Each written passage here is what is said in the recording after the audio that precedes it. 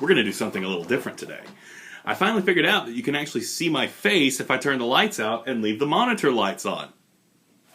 Hello, everyone. Actually, I think I'm going to need these this time. What I want to do right now, there's going to be a lot of videos this week because, again, we're catching up. I'm posting literary theory lectures in a different folder under the Lessons tab. These theories are going to be important for your final paper, which is also going to have a research component to it. But again, I'll post some announcements about that later. Right now, I want to talk about Dickinson. I love Emily Dickinson. Holy crap, I love Emily Dickinson. Like, most of my poetry began with a love of Emily Dickinson. And I really should probably start with Walt Whitman, but it's hard for me to do that because like I just identify and appreciate Dickinson's poetry much more than Whitman's, which is kind of crazy. And I really want to try to get into the poems today. I might have to do these like in a big series of videos, but I also want to devote some time to talking about Dickinson herself. There's a lot of things about Emily Dickinson that people kind of assume that aren't necessarily 100% correct, although she was kind of crazy. She seems to have really lost it later in life, and I can say that because of somebody who has lost it multiple times, you know, a big advocate for mental health issues, and Dickinson really opens up an interesting discussion for mental health issues. But basically what happened was Dickinson, she was the type of person, I don't want to try to characterize her too much by her femininity. That's a fun word to say 10 times fast. Because a lot of times women can get typecast as kind of not as loud and boisterous as men, not as aggressive as men. And unfortunately, Dickinson kind of falls into that category, not because she's a woman, but because that was just the type of poet she was. On that note, though, I like to point out that her images are incredibly powerful. Incredibly powerful. But they're simple, and they're subtle. And you have to really, really look for the meaning of her poems. It's not on the surface. In a way that, this is going to sound like an insult, I don't mean it to be. Walt Whitman's poems are very surface. And the fact that you can kind of tell what he's talking about and get a clear sense of what he means in the very first reading. Now, when we get to Oh Captain, My Captain, that one has a little bit of symbolism in it, but Dickinson's poems are so personal and so deeply symbolic that they're almost little puzzle boxes. Beautiful, maniacal little puzzle boxes that resist our ability to kind of interpret them. That's why I love them so much. Dickinson's poetry is very, very small, very confined. She does not write long, boisterous things. Her language is powerful, but not shouting on the mountaintops. Also, her verse format is really interesting. She doesn't follow traditional poetry format. She's not writing sonnets. She's not writing, I can't believe I'm blanking on the other forms, but she's not writing traditional forms of poetry. She's doing what we would eventually call free verse. She's just kind of like, organizing stuff together according to her own system. That, in this way, makes her similar to Whitman. Now, Dickinson, we know that there were several things that happened in her life that were horridly traumatic.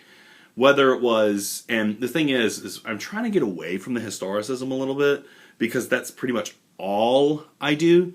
And Dickinson kind of resists that because her poetry is so vague. But we do know that there were two heavy, heavy losses that really affected her. I believe one was she was in love with a person and he did not really return her affections. And I think there was maybe a little bit of a romance there, but he did not end up, marrying her or being with her. The other seems to be the death of her father.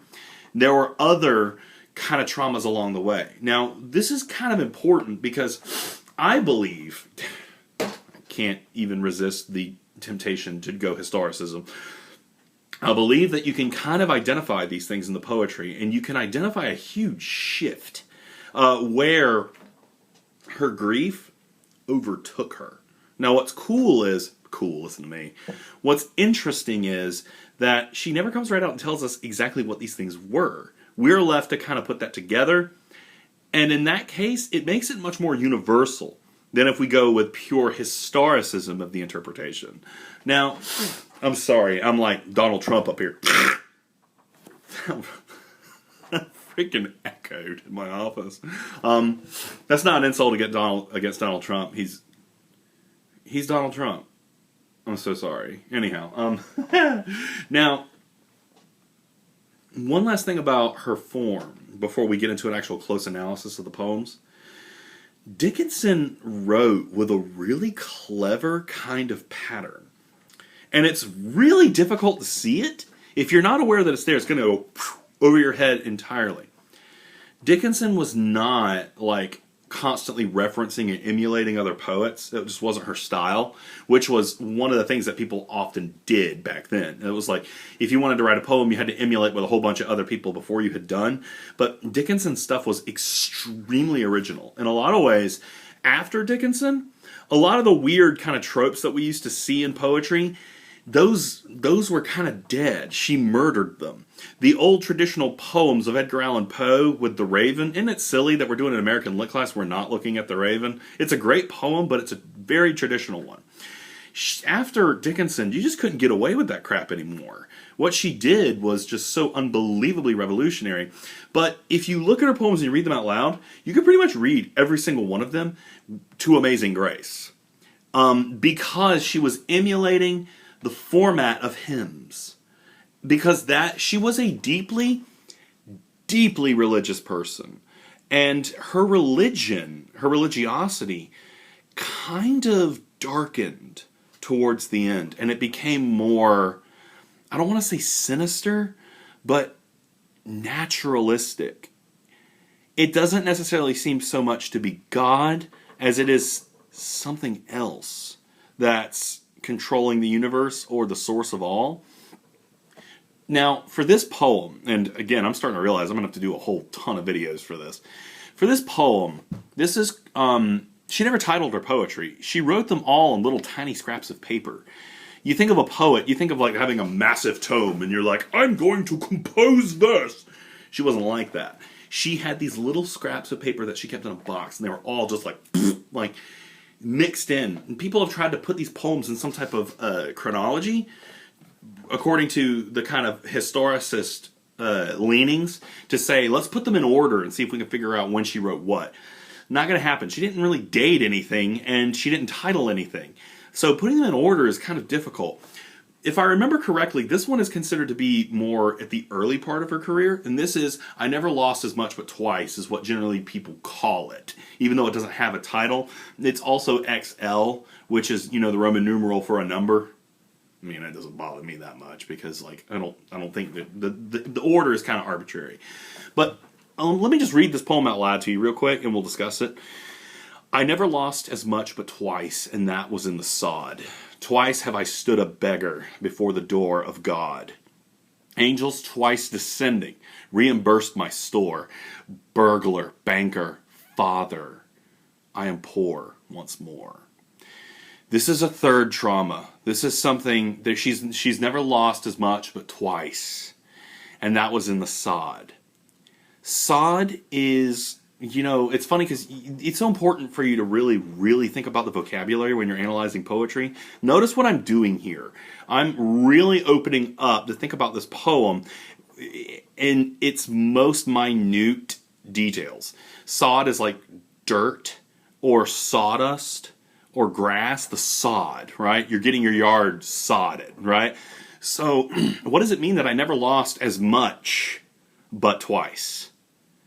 That is a really weird way of saying that. I never lost as much but twice. Parsing that out seems to be that I never lost as much. I never lost as much as painful, as badly, but twice.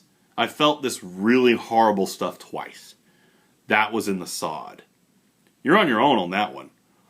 Why was it in the dirt? Was someone buried? Was something lost in a particular place? Does this reference a geographical area? Again, you notice it's mysterious. It's almost cryptic and prophetic in some ways. Then, twice have I stood a beggar before the door of God. That's pretty clear. This evokes images of prayer, a beggar before God. God, please help me. God. I mean, we all know what it's like to beg God for certain things. In reality, this is a really clear poem for Dickinson. This is like really on the face so far, even though there's a couple of really strange images. Moving on. Angels twice descending, reimbursed my store. So we know she was able to pick herself up and keep going. They reimbursed my store. Now this is a little bit of that ambivalent faith, where God becomes something that's not wholly good, but more naturalistic. As she reacts to God here, burglar, banker, father. 3 identities. Burglar, you've stolen from me. Banker, you hold the things that value me. Father, you are my source. I don't know how you guys, I don't know about your relationship with your father. Mine passed relatively recently. That's pretty friggin' accurate. Like, this is one of the reasons why I love poetry so much. You get that personal connection. It's like, holy crap, that reminds me of something that happened in my life. That's the type of thing that poetry is supposed to be trying to do. Not necessarily making a historical claim, as I usually do when I'm reading other things.